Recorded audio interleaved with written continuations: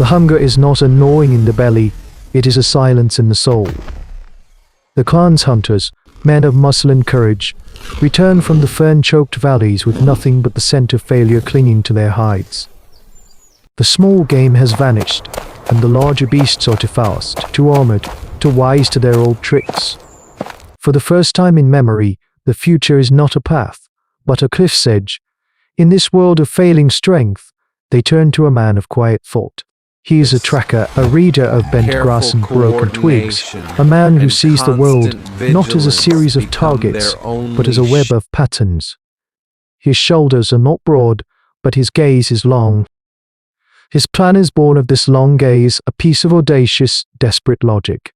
He has been watching the walking mountains, the great herd of Brachiosaurus that moves through the high plains every season. They are untouchable, their heads moving among the clouds, their footfalls localized earthquakes. But Roric has not been watching the adults. He has been watching the nesting ground, a secluded basin ringed by sheer rock walls. He has seen the mothers vast and patient, guarding their clutches of eggs, each one as large as a man's torso. A single egg could feed the clan for days. To steal one is unthinkable. It is like trying to steal a pebble from beneath a sleeping god. The clan's way is one of ephemeral leadership. A hunter with a plan for a specific challenge is granted authority for that task alone. Leadership is a tool, not a crown. When Roric lays out his strategy, a silent, nighttime raid using mud for camouflage and a small team of the clan's quietest members, the elders are skeptical. But starvation is a powerful persuader. They grant him the authority. For one day, Roric is the hunt chief. He chooses his team not for their strength, but for their stillness. He gives commands, and for the first time the clan's strongest hunters look to him not with friendly condescension, but with focused obedience. The raid is a masterpiece of silent tension. They move like ghosts under a sliver of moon. The low, stomach-crumbling hum of the sleeping Brachiosaurus models a constant, terrifying presence. Roric directs them with hand signals, his mind a calm lake of tactical thought. He is not afraid. He is alive in a way he has never been before. They reach the nest, a great, circular depression in the earth. The eggs gleam like giant, pale moons in the dim light, as two hunters carefully begin to roll one away. The nearest mother shifts in her sleep, her leg, a column of grey, wrinkled flesh, thudding down only paces from them. The ground shudders, but Roric's calm is infectious. They freeze, they wait, and they move on. They return to the caves at dawn, not with a carcass, but with a prize more valuable than any they have ever taken. The celebration is not loud, but it is deep. They have food. They have hope. But for Roric, the true feast is not the rich yolk of the egg. It is the way the others look at him. Their eyes hold a new light, deference. Ah, it flows into him. A warmth he has never known, a feeling more potent than any meat, more intoxicating than any fermented berry, as is the custom. He is Roric the tracker again. But the man who went to the nesting ground is not the same man who came back. The plan was for a single hunt. The leadership was for a single day. But the taste of it, the taste would linger.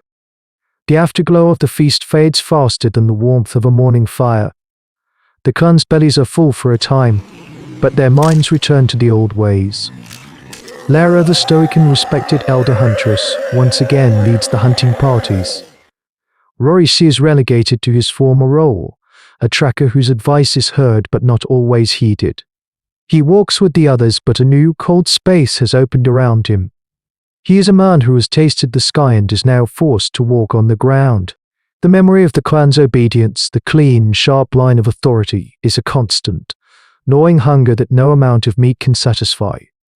The respect he was given was ephemeral, and he finds its absence unbearable. His first act is a sin of omission.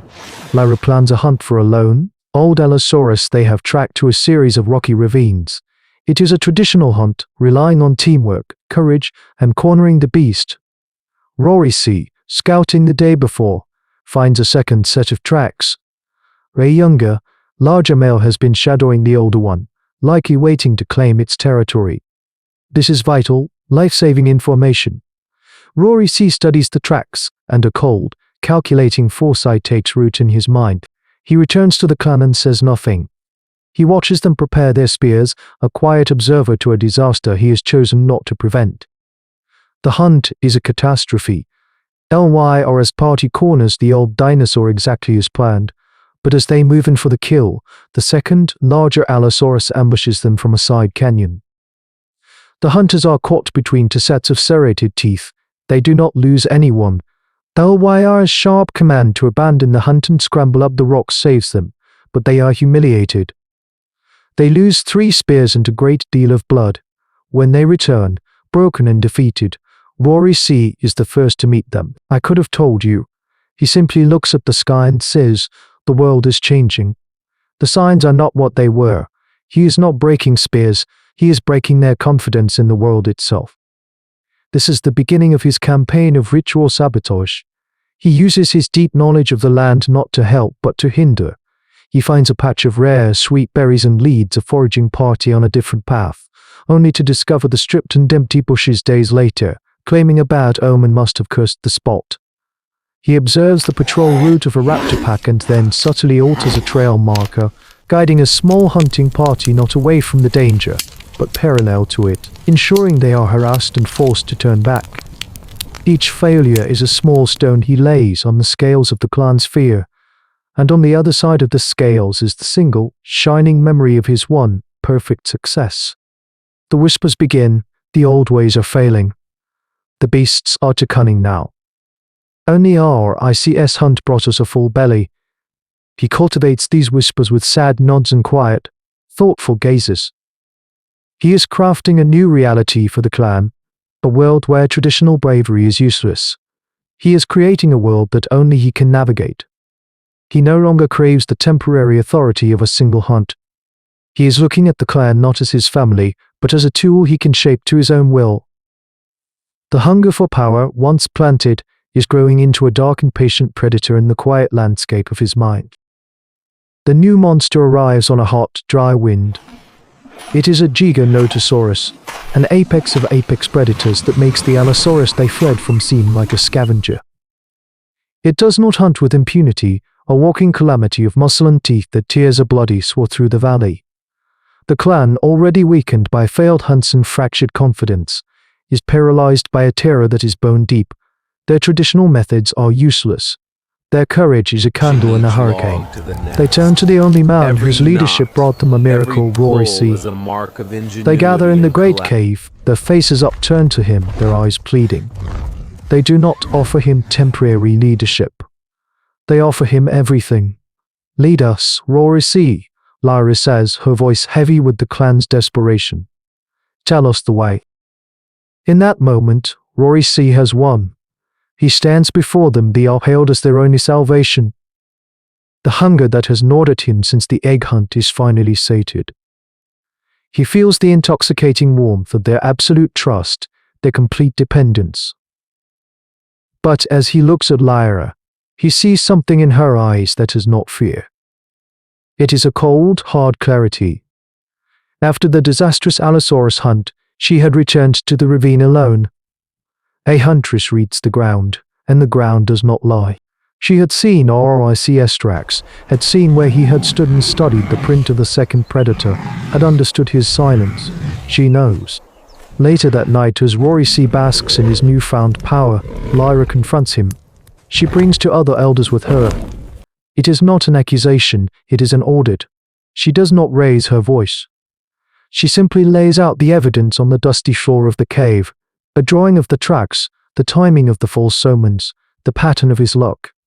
You did not lead us out of the darkness, Roric, she says, her voice as sharp and clean as a piece of newly napped flint. You pushed us into it so we would praise the hand that pulled us back. Ric's world shrinks to the space between their accusing eyes. He is exposed, he expects a sentence of death or exile. But Lyra's wisdom is greater than her anger. Her altruism extends even to the man who betrayed her. She understands that Ric's ambition is a poison, but his mind is a potent weapon they now desperately need. To cast him out is to doom them all to the Giganotosaurus. she offers him a choice that will echo through the ages of human evolution. Your mind is strong, Roric. We need it, but your hunger is too great. You will lead the hunt against the great lizard. But you will not let alone. We will be your counsel. We will weigh your words. Your power will be chained to our survival. It is a revolutionary concept. Leadership not as absolute authority, but as a negotiated trust. A leash for the predator within. Roric, his treachery laid bare, has only two paths: exile and certain death, or power with limits. He looks at the faces of the elders, at the unyielding strength in Elwire's eyes, and for the first time, his ambition bows to his instinct for survival. He nods. The first unwritten social contract has been forged in the shadow of a monster. The chain they forged for Roric was not made of vine or sinew, but of a radical new idea: accountability. In confronting the first political animal, the clan had invented politics. They had recognized that the most dangerous predator to the human species was not always the one with the biggest teeth, but the one with the quietest whisper and the deepest hunger for control. Their solution, to harness a dangerous intellect rather than destroy it to bind power with community, was a leap of social genius.